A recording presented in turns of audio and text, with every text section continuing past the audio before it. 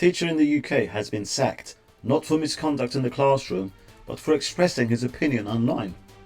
Simon Pearson, a 56-year-old teacher at Preston College, was dismissed after questioning what many, including myself, have called a two-tier approach to justice in Britain with regards to jailing of Lucy Connolly, a mother who was sentenced to 15 months in prison for a tweet she posted online following the Southport murders.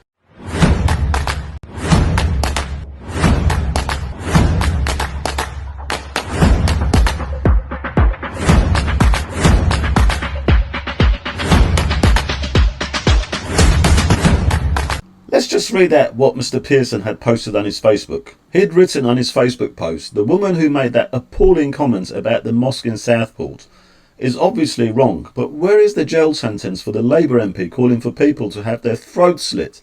Where is the justice meted out against those thugs who beat up the police at Manchester Airport? She should not have been jailed for that. People presumed the worst and were outraged by the killing of 3 little girls. It was wrong, but how many Islamist plots and crimes have been experienced in our country? The Manchester Arena bombing, Lee Rigby, etc.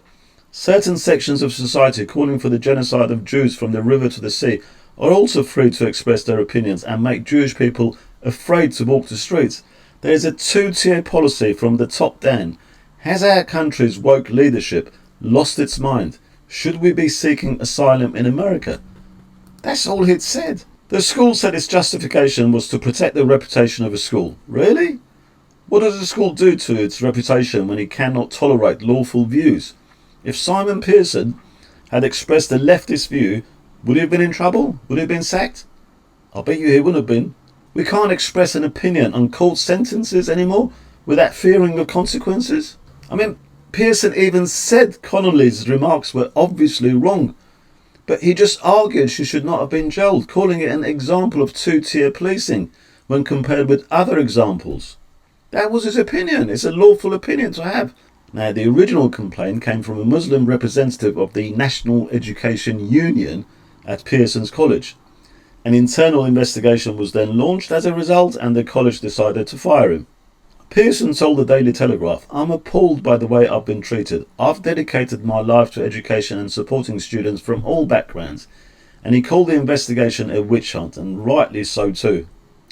What's especially striking, the complaint that triggered Pearson's dismissal came not from the school management, but from a union representative. So the union, which should defend its members, tried to get their members sacked. The union members should ask, where was the union when the Batley Grammar School teacher had to go into hiding from Islamic extremists in 2021? The teachers' union didn't utter a dicky bird. They were so scared of the Islamists, they were happy to sacrifice their member, the teacher at Batley Grammar School. He's still in hiding as far as I know, and the union still haven't defended him.